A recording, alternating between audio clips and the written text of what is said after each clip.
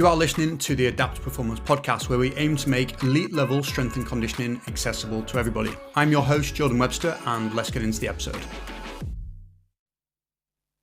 Yes, guys, what is going on? Welcome back to another episode of the Adapt Performance podcast. So today's episode is basically going to be another Q&A style episode. So we got a lot of great feedback from the previous one, and also just kind of gives me an opportunity to go a little bit deeper on some of the questions that you guys have, and I'm always a fan of that where possible. So yeah, we're going to get into it. I got back from holiday yesterday. We had a little week away in Norfolk, which was really cool. First time I've been there. First time doing like a caravan style holiday as well, it was interesting. I don't know if I would do them again. I don't know. I think a holiday for me is like trying to get away, get some sun, even though it was super sunny. It's like, I love the idea of being able to dive into a pool when you're super hot. And yeah, we just couldn't really do that. We also had the puppy with us, so it's kind of like you have to take her out quite a lot, and it was just a little bit of a nightmare in that regard. But it was sick, to be fair. It was just nice to spend good time with the girlfriend, the puppy, her family. Got a few gym sessions in, didn't get as many in as I like. I'm definitely somebody that I train because it sets up the day really positively for me. So not being able to do that, because the closest gym was like 40 minutes away drive. So it's like 40 minutes there. You train for half hour, an hour, 40 minutes back. I hit traffic both sides. So it was one of those where the days that I did I tried to, do a little bit of work on the side as well. I ended up being out there, away from the holiday for like 4 or 5 hours. And it was a little bit like, I felt guilty, I'm not going to lie. But pretty much the first thing I did when I got back is we had an open mat yesterday, so it was Friday, and it was sick. Like, it was just such a good atmosphere. We don't usually have open mat on a Friday, so it felt naughty. It felt like really, I don't drink anymore, but like I always remember back in the day, those unscheduled nights out where it's just like you and a few of the boys, you just, you're in the group chat, and then before you know it, you're out, and it's like sick. It was just spontaneous. That's the word. So it felt quite spontaneous to do it on a Friday night. But yeah, I left that session feeling unreal, like just in a great mood. I went home and told Millie straight away. I was like, look, I need to train. Like I get irritable if I don't, it's just a big part of me being sane, to be honest with you. So I need to make sure that I make more of an effort to do that in the future. And whether that means that when we do go on holiday, we just need to make sure there's a gym nearby or whatever it means, and it's, it's just such a part of my life now. But anyway, all that to say, really good holiday. Really enjoyed it. It was fun. Got a little bit of sunburn because it's an absolute heat wave in the UK at the moment. And I am back. I'm rearing to go. I want to get stuck into training, stuck into coaching, stuck into work, stuck into life. Like definitely feeling super grateful for everything that I've got going on at the moment, which is nice. I've kind of got this. Human beings are interesting, man. So you'll have good times and bad times, right? And you know that you are going to have both. You know you are going to have hiccups along the way where health issues or something's not going to go well with work, etc., etc. And I'm in a phase at the moment where I have no complaints whatsoever. Like, genuinely, hand on heart, just feel like life has never been better, which is awesome. Really grateful for that, and I try and like remind myself every single day, like you're in a really good phase at the moment. Like, breathe and accept it, like take it on board. But there's still that devil on your shoulder that's there, being like, yeah, it's good, innit? What's going to come and fuck it up? So it's so interesting how you've got to kind of shut that dickhead up a little bit. But anyway, so less about me and let's get into the actual Q&A. I had some awesome questions last time. I've got some awesome questions this time. I'm going to cut it out. How many I've got there? 5. So I've got 5 questions. So we're going to be going through Zerchers. We're going to be going through ab exercises, demotivation, tips for new S&C coaches trying to make it. And then we're also going to cover a little bit of bench press, cues that I think are not spoken about enough, but I think if you nail these, you're just going to leave yourself in a really good situation to be that guy at the gym that's got a big old chest and can bench press a house. So, right, before I get into it, let me just take a sip of the iced coffee. I've got a protein iced coffee caramel flavor from Aldi, 20 grams of protein. That wasn't the main reason I got it, but I was like, let's give it a go. It's actually friggin' delicious. It's actually really nice. Okay, so first question then. Why aren't Zerchers sport specific for combat sports? So Zerchers get used a lot in combat sports, right? They're super popular at the moment, and I feel like one of the main reasons that they are used in combat sports is for a wrong reason. They're used because they are supposed to potentially replicate an underhook in a wrestling position, okay? And I just don't believe in it. I just don't think that that's the main reason you should use Zerchers at all. I think the reasons why I don't believe that, right, is when we think about sport specificity, it's a little bit like a continuum. You've got general on one side, and then you've got sport specific on the other side. And along that continuum, you've basically got different parameters of things that we are looking to tick off for it to be truly sport specific. So it might be the amount of force that's used, the speed that's used, the planes of motion that's used, how close to the technical skill it is. And when we start thinking about, I don't know, you're against a cage and you are, pummeling and you're fighting for underhooks, there is just so much going on to a point where I just do not believe that holding a bar in the crook of your elbow is going to be anything more than you just feeling like it's a little bit more sport specific, which is, it has a part in it. Like, you're buying into an exercise and you believe in that exercise is going to transfer to a certain skill is powerful, right? I'm not going to discount that. However, I do not think you can always lean on, yeah, but the boys love it, the girls love it. They think it helps them. Okay. I think there's a bit of strength and conditioning that is that. But if your whole program is, yeah, the boys just think it really helps them, it's good for the mental, then what are you doing? Like, what physical qualities are you actually changing? Like, what are we doing? You know, if we're just there just saying stuff, then I just don't love it, right? So yeah, Zerchers are used because they replicate underhooks, and that is supposed to be, sport specific for combat sports. I don't love it. But all that to say, I really do like Zercher squats for different reasons. I think they are a really shoulder-friendly or mobility-friendly way of getting a good squat pattern. So for me, I hate back squatting now, okay? So my shoulders are pretty banged up. I don't like getting in a back squat position for my shoulders. It hurts. I don't get into it very comfortably. My elbows play up. It's not good for me. I also don't actually love front squatting at the moment either. So me getting into a front rack position, I don't really have, it takes me too long to warm up to get into that and to feel comfortable with it. So I would much rather skip that shoulder mobility element of it. I'm still working on my shoulder mobility, but I'm not doing it directly for, to be able to back squat or front squat. Doing a Zercher where you literally just hold it in the crooks of your elbows is good. It beats that. And let's just be honest, like, combat sports have banged up shoulders, banged up elbows. Sometimes the wrists are a bit naff. So if you can find a variation that just sits nicely and is like really easy to crack on with, perfect. The thing to say with that is it isn't perfect. It does hurt some people's elbows. Like, if you are somebody who's struggling with a little bit of tendinopathy or something along those lines, it's not great. Like, resting a barbell object in that area is uncomfortable. Okay, you do get over the uncomfortableness of it a little bit, like the first time you have a back squat and you have a bar on your back, or your hand starts to hurt when you first get used to the knurling on a bar. It does toughen up. So you kind of need to weather the storm a little bit there. I'm okay with you using a hip thrust pad for Zerchers. I'm on board with it. Like, if it means that you can get the exercise done, cool. Like, I don't care if it's padded or not. Use a hoodie, use a t-shirt, use a hip thrust pad, whatever. But another reason I really like the Zercher squats, right, or Zercher position, is it allows you to have a good relationship between your hips and your ribs, okay? It means you're going to have a better stacked position. So when we think about, if you imagine you've got somebody who really struggles to get into a back squat, okay, they don't have great thoracic mobility or shoulder mobility. So in order to get their arms behind their back and onto their shoulders to hold the bar, they really have to kind of crank into a little bit of like extension, like they have a big lower back arch, and it looks like, wow, they're just not comfortable there.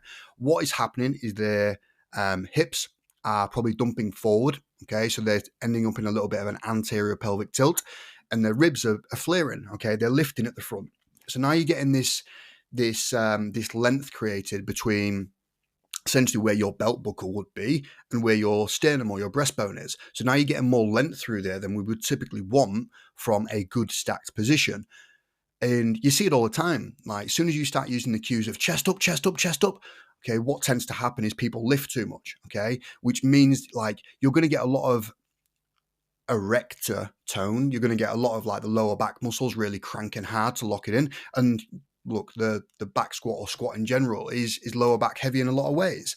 So I'm not saying you need to avoid that, but I am saying the more we can get a stacked position between hip and rib, the better. And Zerchers promote that really well. Some of the nicest looking squats you will ever see from a person are when you are doing a goblet squat, right? And a Zercher just allows you to do a goblet squat, but heavier, essentially, So that's one of the reasons I do like a Zercher. And the reason why like the goblet position is so nice is I think it's front loading as well. Like as soon as you get the weight in front of your body, it really allows your hips to just go straight down. It allows you to get a good amount of dorsiflexion, so knees over toes for the ankle. It allows you to stay nice and upright, and you just get up and down movement from the hips, which is lovely, So I'm definitely a fan of keeping your squats squatty and your hinges hingy, and front-loaded squats just allow you to do that a little bit better. And you get bonus points if you raise your heels just a little bit. All right, raising your heels just gives you essentially artificial ankle mobility. Okay, so you can get into a deep squat position without too much trouble, whilst you work on improving your ankle mobility in other ways. So that could be standing on some plates, heels up on a plate. It could be using Olympic weightlifting shoes. It could be a heel ramp, whatever. So look, I think Zercher's positions are great, but I wouldn't want you to do them thinking that this is like for sports specific means, because I think facts are important. I think having like clarity over why we're doing stuff is important, even if the outcome is still the same, even if you're still going to do them. We just want to make sure that we've got our ducks in a row with it, because we have tools. Okay, I put up a video the other day where I was filming some new exercises for Adapt. Right, we've got 1,250 different exercises filmed for our app. Right, it's a lot. It's a lot of exercises. And somebody asked me, how many of those do you use on a daily or weekly basis? And it's a great question, because I don't want you to get fooled into thinking we're a great S&C service because we've got more exercises than everybody else. It's not that. We probably use the same. What do we squat, hinge, push. So we will squat, hinge, push, pull for vertical and horizontal. What's that? 6. We'll do some split squat stuff, 7, 8. So there's probably 8 movement patterns within that. Okay. And we probably have like regular variations that we use more often than not. Maybe 4 of each, movement classification. So we've probably got 50. Then put some core on top of it. 80, some mobility. We've probably got 100 exercises that we use fairly regularly. Okay. And then the rest of those 1,100 are specific cases, right? Where you've got rehab stuff, it needs to be specific. You've got jumping, okay? We'll probably put jumping in there as well. We probably use certain jumps quite regularly. And all that to say, like the 1,200 exercises we've got recorded are just tools, okay? I'm going to embarrass myself here because I'm not a handyman in any way, shape or form. But, you might say, right, I need to drill a hole, okay? We need to drill a hole in the wall. So you open up your toolbox, you look at it and you've got 100 different drill bits, okay? They're all drill bits, okay? They're all useful, okay? But some of them are going to be more useful and going to be specific to the case that you have. Some are going to have, I am fully embarrassing myself. You've got a cross, right? You've got the cross guy. You've also got the straight edgy. You've also got hex 1, okay? You've then got different sizes of each of those. You've then got long versions of each of those. And they're all useful in a different scenario. So that is why just having different exercises or different ways of coaching a Zercher, a front squat, a back squat, maybe using a pendulum squat. It just gives you more options to suit you as an individual. I do not believe that everybody should do a back squat or a front squat. It's just you want options. It's all tools. The more tools you've got and you realize the importance of how to use them and how you can interchange them, that's where I think the real worth of it is. So yeah, look, just to kind of quickly wrap up my thoughts on why aren't Zerchers sport specific for combat sports? I don't think they are going to do anything wonderful for improving your underhook strength or how good you wrestle, but I do think they're a really good shoulder or mobility friendly option. I think they're good for improving the relationship between the hips and the ribs. So you're not going to end up with as much lower backache. You're not going to end up with like rib flare or anything like that.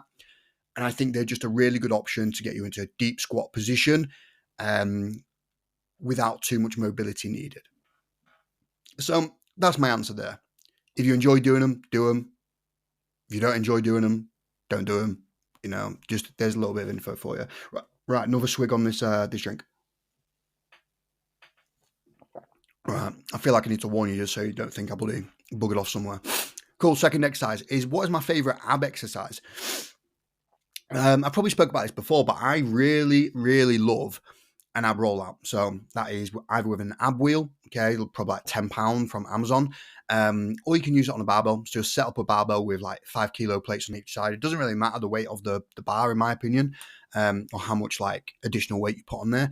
But I love an ab rollout. I think a lot of core exercises, if we think about a plank, a bird dog, a lot of them are made either with not super strong people in mind, okay? Like you can progress those past the point of it being a maximal strength exercise really, really quickly. Because as soon as you get to doing 2 minutes plank, 1 minute plank, are you really getting stronger, or is it more muscular endurance? Is it more about, your ability just to hold positions for a long period of time, which is valuable. But is that going to be enough to hypertrophy the abs? Is it going to be enough to really improve maximal force capabilities of the abs? Probably not, And I think ab rollouts are really one of those from a front abs perspective. So rectus abdominis, the six-pack muscles, they are so hard. Like if you get really good at ab rollouts, you do not have a weak core. If you ever go to a physio if you could do 3 sets of 10, good quality, good tempo with a pause at the end of an ab rollout from the knees, and you go to a physio because you've got some form of back pain, they say you've got weak abs. It's like, nah. Okay, you do not have weak abs. You might have like a co-contraction issue. You might not be able to coordinate things in the right way. You might have some abs, some of the like deep core stabilizers that are not currently working as well as they could have. But it's not a weakness issue. Okay. So yeah, I love an ab rollout. I think the first time I ever did them, I probably did like 5 sets of, 5 sets of 8, 5 sets of 10, whatever. First time doing them, I thought, I'm trying to get a six pack. I'm going to go hard on it. And I shit you not, woke up in the middle of the night because I rolled over with pain. Like genuinely, oh my God, is the worst ab DOMs I've ever had. And I am against DOMs in every way. I just hate it. Like I'm a princess. Like I just want to be comfortable. I can't bear sore legs either. Like I just don't enjoy it. So yeah, when I had to wake up in the middle of the night and I thought I was being stabbed to death. Yeah, the worst. So I love that for the front abs. I love a side bend for the obliques. Okay, so grab a dumbbell, barbell. It's really good on a Smith machine as well. And literally just get some flexion. Okay, just let it kind of fold you over to one side and then come back just past the center on the other side. So you're getting lengthening and shortening of the obliques and everything down that side. They're probably my favorites at the moment, to be honest with you. Special mention for, I love an Elecna. Big fan of Elecna. I like a hanging knee raise. When you do your hanging knee raises, you want to make sure that you're actually getting a tuck of the pelvis at the top. Okay, so don't just lift your knees up where your torso basically stays as a straight line. We actually want your hips to curl up, like you're trying to shorten the distance between, your sternum or your breastbone and, where your belt buckle would be. You want to shorten that, which shows us that we're actually shortening the abs. If you just lift your knees up in a hanging knee raise, you're doing hip flexor, you might get a little bit of core activation. Like it might switch on and you could probably tense it pretty hard, but you're probably not doing anything to actually improve the force that the muscle can withstand or produce. So there's some good ones. When I do hanging knee raises, I really like using the arm slings. I think they're awesome. I like using the captain's chair, which the captain's chair is basically, It's that machine in the gym, which is like a big old freestanding thing that you could do pull-ups on, you could do dips on, and then you've got like this elbow position thing where you grip the handles in front of you, your back is against the pad and you're elevated off the ground. And then that's where you can like tuck your hips up. Captain's chair ones are good. You can set it up where you've got a foam roller behind your lower back when you're doing a hanging knee raise from a pull-up bar. So you do that in a squat rack. That's awesome. Yeah, there's some of my favorites. And I love rotation, actually. That's something I haven't mentioned. Like a cable wood chop in a variety of positions is just unreal. So set up a cable directly to the side, at sternum height, cranks through some of those. You can go high to lows, low to highs. You can change your body position. So instead of facing like perpendicular to the cable, where the cable's obviously to your left or to your right, change your body angle, like turn 45 degrees one way, just so when you get that cable pulled away, you're now changing what muscles and what points of the range of motion are going to be at its hardest. So yeah, that's something to play around with. Face directly away from the cable so that when you do have to turn and do it, you're now going to be experiencing a lot of load, a lot of force in the most stretched position, which is like when you're fully like almost turned around. I love a seated version of a cable wood chop. I love kneeling. Yeah, do it. Just fuck around with it. Honestly, like when it comes to core stuff, like you're gonna have a few key ones that you really want to progressively overload over time. But when it comes to core, because I like variety for this, to be honest with you. I think it's good for the spine just to get it moving in a variety of ways, getting it resisting, forcing a variety of ways. So yeah, just play around with it and see where you end up. Yeah, there's some of my favorites. Have a little play around with them. What's the next one? Yes, guys, what is going on? Quick break in today's episode for me to remind you about ADAPT's online strength and conditioning coaching. Our mission really is to make elite level strength and conditioning accessible to everybody. And our service does exactly that. So you get access to everything: an elite level coach, physiotherapist, psychologist, nutritionist, a community to keep you engaged. Ultimately, what we're trying to do is give you everything you would ever need in order for you to achieve your goals. So if that is something that you are curious about, get in contact and we'll just have a no pressure chat where I explain everything, find out a little bit more about you, and we can decide whether you are a good fit for our program. Okay, without further ado, let's get back into the episode. Cheers. So feeling beat up and demotivated, don't really want to train. How do you battle this? So I have a simple rule when it comes to feeling demotivated and not wanting to train is you go to the gym and you warm up anyway.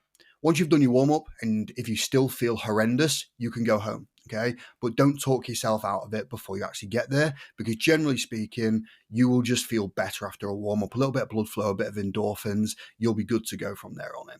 So don't negotiate with yourself so far out from actually doing the thing. And look, I know sometimes life gets really busy and you're thinking, oh, I really could do with that 1 hour back. And you start negotiating yourself out of it being a good idea. It's up to you at the end of the day, but I would always just recommend go and warm up anyway and then see how you feel. And we make that a little bit of a rule. It works, right? We all get it. Like I love training. I even mentioned it at the start of this thing. I'm hugely passionate about it. It just really it centers me as an individual. That's probably the cringiest thing I've ever said, but we'll roll with it. I just love it, right? But even as somebody that loves it and has done it for, I don't even know, 15 years now, more than half my life, I still have days where I'm like, fuck this. This is not what I want to do. I'm feeling stiff. It's just not for me. Go warm up. If you still feel horrendous, leave. Okay. So yeah, that's my go-to. That is how I would approach it. It's motivation is just not going to be the thing that keeps you doing things long term. And I know I don't want to go too Jocko Willink on this, but I do think he's awesome. Like he's the guy who wrote, I've got it on the bookshelf behind me, How Navy SEALs Lead and Win. Extreme Ownership, that's what it's called. And you know what, it's quite grind and it's quite like heavy in the motivation, the hustle and stuff like that. But I'm a fan of it. Like, I think that's what more people need. To genuinely, like, I know it's easy to take the piss out of people that probably just take things too seriously, but I think you could go so far the opposite way where you've just got like soft people, and I think he really like drills hard on just go, just do the thing. And it resonates with me, and I think I'm a fan of that. Just go and crack on. Take rest when you need rest. But yeah. Where was I going with that before I went off? Motivation. Yeah, motivation might be the initial energy source that gets you going and gets you stuck into a goal, but that will pass after a week, 2 weeks, 4 weeks, whatever, and then you're just gonna be left with, am I committed to this goal, and am I going to keep turning up for it even when I don't want to? Because that's ultimately going to be the majority of your journey with it. Going to the gym when you're motivated is so much nicer than when you are not motivated. But you've still got to do it, right? You've got to keep turning up. You've got to get it done twice a week, 3 times a week, 4 times, whatever that number is. You've got to keep chipping away, okay? There's a Will Smith video a while ago, and I know he's quite a controversial figure now, isn't he, Will Smith? And I tell you what, let me share my maybe it's not controversial. So obviously the Will Smith situation was the Oscars, and Chris Rock made a joke about Jada, Will's wife, and you've probably all seen it. I don't know why I'm bloody mansplaining to you. Made a joke about her, about being bald, I think it is, and it wasn't even that harsh of a joke, let's be honest. But Will kicks off, goes up, slaps Chris Rock, and is a bit mad, to be honest with you. You can't go around assaulting people. The joke wasn't that serious, but if you've ever listened or read Will Smith's autobiography, I think it's auto or biography, I don't know which one it was, you can get the sense throughout that he's losing his head a bit, like he feels a bit, ooh, and I can remember reading it. I read it before that happened, and I was like, shit's a bit weird. And I loved Will Smith before, like he was probably my favorite celebrity, okay? That happened, I was a bit like, that's not good, really. Comedy's comedy. I think you can joke about the most outrageous things. Like I have a dark sense of humor for that stuff, and I think it gets people through hard times. But where was I going with this? That was it. People that are like pointing fingers, right? Okay, and I think, look, it was wrong that happened, okay? But I also think I haven't assaulted people, I haven't done stuff like that. But genuinely, if you was to like replay back every moment of my life, are there things in there that are probably not good? Yeah. Like, would I be embarrassed if people saw them? Yeah, 100%. I'm sure we've all got those things, whether they are criminal or not criminal. I bet we've all got some elements of our past that are not amazing. All that was actually just a whistle back on the fact that he had a video a while ago where he's on about building a wall. Okay, you don't just turn up and build a wall. You lay a brick, you lay another brick, you lay a brick, and you just keep going. Okay, that's what you got to do with training. Okay, long term there's going to be an amazing wall, a fortress, a castle, whatever that thing is, but you just got to keep rocking up and doing the thing. Okay, let me know what you think about the Will Smith thing. I actually don't know my true thoughts. Like, I still like him. I like him like I know him. I'm still a fan of his films. I'm still a fan of Fresh Prince of Bel-Air is one of the best. But yeah, there we go. Let me take another drink. I've just started getting hay fever literally about 20 minutes into this episode. I've started to get sniffles, so apologies. I've got a voice like this. Okay. So tips for S&C coaches. Oh no, sorry, read that wrong. Tips for new S&C coaches looking to build on their career. Yeah, it's good. Okay, so, this doesn't really appeal to the athletes out there. Might do, I'm not sure. So it's difficult right now. We are in a very oversaturated field within fitness, within performance, within sports science, within all that stuff. It is saturated. There are so many people wanting not a lot of jobs, and as a result, it means that there are a lot of people that move on from the industry and go on to different things, okay, which is fine, For the people that want to stick around and really want to attack this, how do they set themselves apart from the crowd in order to stand out? I honestly do not think it's that hard to stand out. Because I feel like there's a list of things that I feel like people are just not doing that well, and I probably sound like a wanker saying that. Look, you've got to be invested in training, in your own training. I think you've just got to be on that. You need to be doing it. You need to be experimenting with yourself. You are the guinea pig number one. You are client number one. You need to be on your own training, fucking around with things, find out what works, what doesn't work. It's not about your body is your business card or anything like that. That's not the reason why I think you need to train as an S&C coach, but I just think you need to be able to demonstrate exercise technique and stuff like that really, really well. I feel like you need to have an experience of what a training program actually does to a person and how that feels firsthand, so you can have that information to speak to an athlete about and be like, look, I know what you're going through. This is how it's going to feel. It just makes you so much more relatable. You've then got that buy-in from the athlete. So you need to be on your own training, okay? And it's, for people out there that are, very invested in training, you're probably like, yeah, no shit.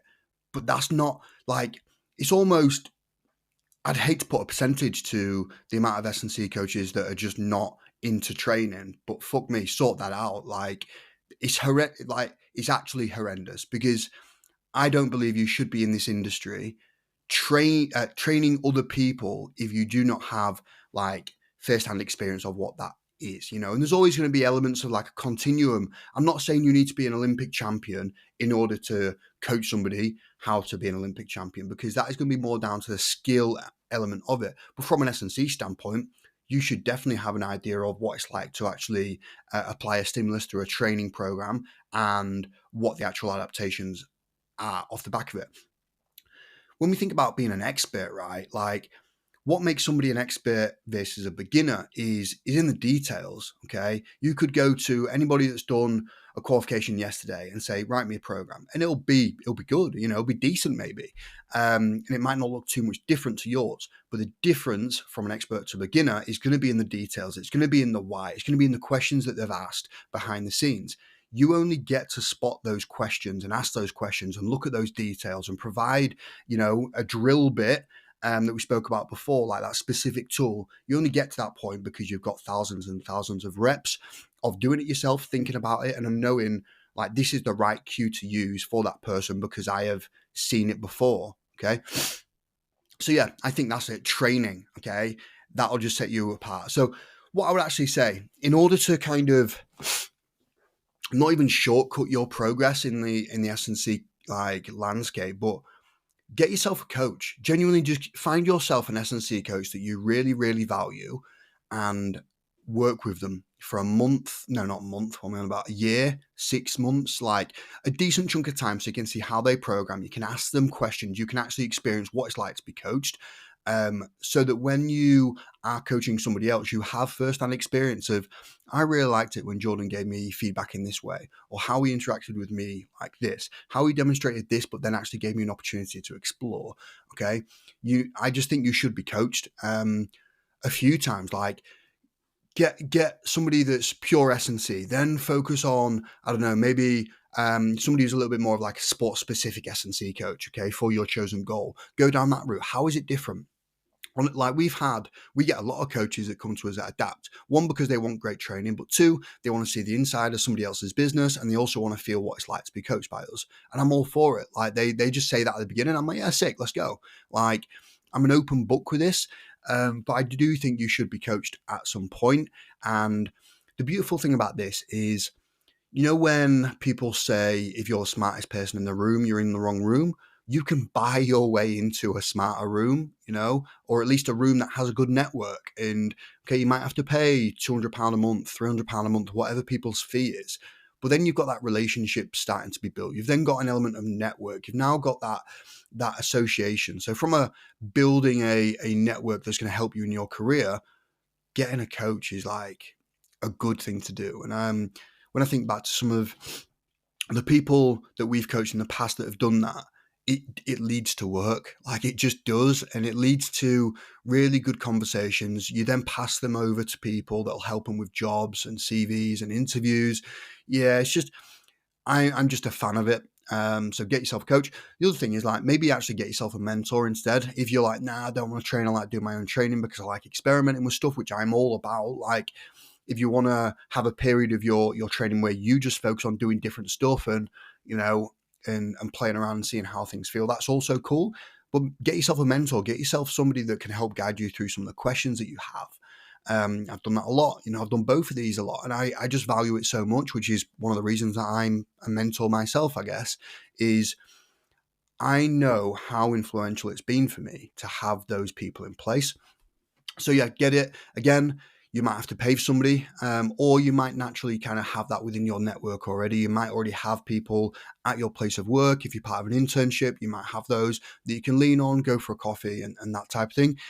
But yeah, I think those will be some tips for you. So I think get on top of your training, okay? Like, don't be that person that's expecting other people to do stuff that you don't do yourself. Going back to the motivation thing, I don't care if you're not motivated. Like, this is your career, okay? It just needs to be done. And where was I going to go with that? Other tips is, look, book learning is it's kind of like, again, going back to like a continuum analogy. You've kind of got like your sports science, like lab, very technical, very could tell you every enzyme involved in the Krebs cycle on one side, but doesn't do much training, doesn't have much hands-on experience. Then on the other side, you've got the guy that's all about doing and training and coaching and could really coach an amazing Olympic weightlifting or sprinting, but doesn't really understand much of the whys.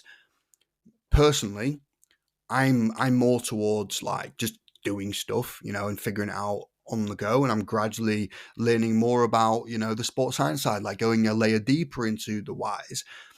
I think figure out where you are, have some awareness over this is my preference, this is my bias, this is where I am, it's where I instinctively sit.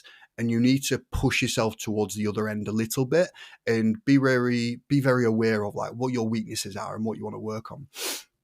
So yeah, I think there's a few things for a lot of people. I think that solves so many problems, to be honest with you. We're also entering in a day and age on at least social media. Okay, so let's just speak about that real quick, where people are niching down pretty quick. Like, I am a fencing S&C coach. I am a football S&C coach, which is cool. Like, you've got your domain of things that you're really interested in. Cool, crack on. But I do think for most people, getting experience working in a variety of sports, not just the ones that you do yourself, with a variety of populations, so elderly, youth, para, working one-on-one with people, two-on-one, small groups, big groups, in the gym, out on the field, like, the more experiences you can get, the better, is my thoughts there. And I think if you're a newer S&C coach coming into this space, perfect. This is your opportunity to reach out to people and see if you can shadow, okay? See if you can help out. Some of them will probably just say, no, I'm too busy, to be honest, but you're not going to ask if you don't get. So there's some things. Next one then, quick one. What are some of the cues that you really value from a bench press? What are some of the cues that you really value from a bench press standpoint? So when I think about bench press, here's a few of the ones that I am regularly thinking about, regularly coaching. So when I think about a setup, okay, so like getting your setup bang on is going to be a really important thing. There's a few things you can play around with. You want to make sure, okay, so you're going to roll the bar towards the end of the J hook, so it's towards like the tail of the J, so it's super close towards the bench, right? So roll it forward a little bit, okay? You're then going to have your eyes directly underneath. You're then going to think about bridging up, putting your shoulder blades in your back pocket, so back and down. So I am a fan of shoulder blade depression and retraction, okay? Nice proud chest, and you're basically trying to get a load of weight through your traps and your upper back, okay? You're then going to think about pulling your feet back, okay, which is going to create a nice tight structure. So you're going to be locked in towards the bench. Bum should stay down. That is your setup, okay? Grip width, I'm not going to go into. That is, everybody's a little bit different and we need to kind of play around with it. I'm a narrow grip bencher. I just prefer it. It makes my shoulders feel better. And yeah, I just prefer it. I kind of started doing it when I was, more involved in strongman, and I was doing a lot more overhead work, and any opportunity I had to really kind of strengthen triceps to have a greater carryover of some overhead work, I was a fan of. So yeah, and I've just never really changed from it. I've tried the odd time to kind of push towards a slightly wider grip because, okay, I want a bigger bench, and reducing the range of motion is probably a good way of doing it. I've also gone through phases from a hypertrophy perspective where I'm like, okay, I want to build a bigger chest, and a wider grip bench probably supports that. But my shoulders just started feeling shit, so I just, I scrapped it. So the setup there, one of the things I would think about is how you actually grip the bar. I'm not going to go into width, but I do think a lot of people grip the bar too far back in their knuckles, kind of like they're riding a motorbike. Okay. I don't like this. Okay. So the reason I don't like this, I think this puts a lot of pressure on some people's wrists and they start moaning about it. I would definitely opt for the bar being a little bit more centered over the forearm, as close to over the forearm as you can get it, which does mean that it kind of sits over the fat bit of your thumb. You're trying to basically get it on like a diagonal. Okay. So it basically wraps from the little flappy bit between your thumb and your forefinger, and it kind of comes down towards the edge of your wrist bone. Okay. That's where I try and place it as much as possible. The closer you get it to on top of the forearm, the better as well. Because then it's if we think about force transfer, it just makes sense to have it over the bone. Okay, I don't know why you'd want it over a different place. To say that, some people, okay, when we start thinking about specifics of benching, do actually prefer a wrist cocked back position, because if you kind of look at it now, if you're kind of doing it, what you'll probably see is when you do cock it back, the bar, which is kind of centered in the middle of your wrist, let's say, does end up dropping a couple of centimeters. Okay. So when your wrist is cocked back, it does drop down a little bit. So you could essentially reduce the range of motion slightly by changing that position. But I would take the trade-off of it being between it feeling stronger and over the forearm rather than having it back in knuckles for a reduced range of motion, which for most of us, from an athletic standpoint, when we're trying to build muscle and have, carry over to your sport, then you probably want a longer range of motion, to be honest with you. So yeah, there's something. I also really like wrist wraps. Wrist wraps are good. They basically just allow you to keep that position over your forearm a lot more. I don't get wrist pain, really. I literally use wrist wraps to actually just give me more stability. So yeah, that's my fan. Some of the things I would be thinking about is lowering it under control. Okay, it doesn't mean that you're going to take 20 seconds to do an eccentric, but I do think lowering it under a little bit of, just showing that you can control the bar is important. I'm a big fan of doing pause reps, so pausing on your chest for a second or two and then exploding up is a good thing to do. So it's a variation of a bench press. What that does, it builds strength, okay, in the eccentric, but also being able to isometrically hold that bar just a smidgen on your t-shirt. So you're not sinking into your chest. You're literally trying to hold it and then push it back up. It builds really good pressing mechanics because you don't have an opportunity to wrestle it back if you fuck it up. So you need to get really good with your bar path. Most people would benefit from a slightly angled bar path. So when the bar is directly over your shoulders and you're lowering it down towards your chest or your, nipple line, let's say, like your sternum, it is going to basically arc slightly. So it's kind of diagonally dropping towards your sternum, and then you're going to push back towards the rack. So it's not straight up and down. It's not a Smith machine. It does have a little bit of an angle. And one of the cues I will quite often give people when they're in, the grindy reps towards the end, when they're about halfway up or they're encountering that sticking point, is push back. Push back. Essentially, you're trying to push the bar a little bit more towards your face or back towards the rack when you start encountering some difficulty. The reason being is it allows you to stack the joints a little bit more and it gets you in a more biomechanically efficient position. And a lot of people don't do that very well. And I'm including that. That's one of the things I have to consistently remind myself is push back, push back, push back. And then eventually it just becomes like a little bit of a thing that you do, right? There's some things, I think getting good at leg drive is going to be important, okay? And leg drive isn't something you want to obsess over, but I do think the more you can think about engaging your legs to create a solid foundation for you to press from, the better. You might not want to be a person that does leg drive to the extent of you really, are turning it into a full body exercise, but I do think having a good solid foundation is really, really important. So yeah, I think there's some things that I consistently think about. And obviously I'd need to see your bench press to really know what you're doing well, what you're not doing well. Look, if you want to send me over a bench vid, I'm happy to give you my thoughts. I'm not a bench press expert. I've spent a lot of time benching. Like I'm a typical bro in that standpoint. I think the first ever exercise I actually ever did was a bench press in the gym. So I went to, when I was young, I think I must have been like 12, 13. My uncle was a big old bodybuilder bro. He took me to the local YMCA pumping iron gym, and we did chest and biceps, and he fucks me up. I can't remember what I was lifting, maybe 30 kilo. Oh my God, right? I can remember thinking that I'd fully he obliterated me. Like Uncle Dave had no concept of let's gradually build up. Like I'm talking, there was forced reps. Yeah, he annihilated me. But yeah, bench press first exercise, did a lot of cable crossovers, did like 21s and stuff like that for biceps. Yeah, it was sick. And then we went home and he blended up a protein shake from Holland and Barrett with a few scoops of ice cream and some milk. So like a proper mass gainer shake. So yeah, all that to say, I've done quite a bit of benching, spent a lot of time previously, really going after bench. Like some of the numbers I've hit, which I'm really happy with in a way. I've hit 145 for 3 sets of 3 and 153 for 1. So I was getting close to, a 160, which was the next big milestone after 140 really for me. Like three and a half plates. But I don't know if I'll ever get back to that point. I don't know if that's my priority at the moment. I'm kind of putting most of my eggs in the basket of, just generally trying to lift support jiu-jitsu and get a little bit bigger as well. And, bench press probably will come into that at some point, but it's not currently a priority for me.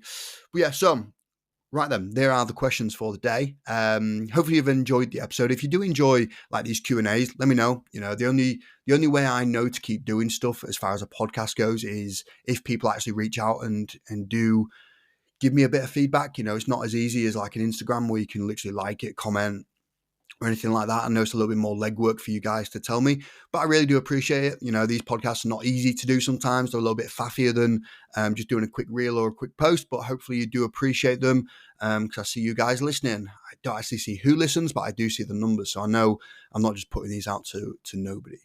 Right, cool. Hope you have a good, what's this? I'm on Saturday. Hopefully you have a good weekend if you listen to it now, or start to the week if you crack on with a Monday morning listen. All right, cool. Speak to you all soon. Thank you very much. Okay, that is the end of today's episode, guys. Hopefully you enjoyed that. If you did, please do let us know and then share it with somebody who may find this episode interesting. Okay, see you next time. Cheers.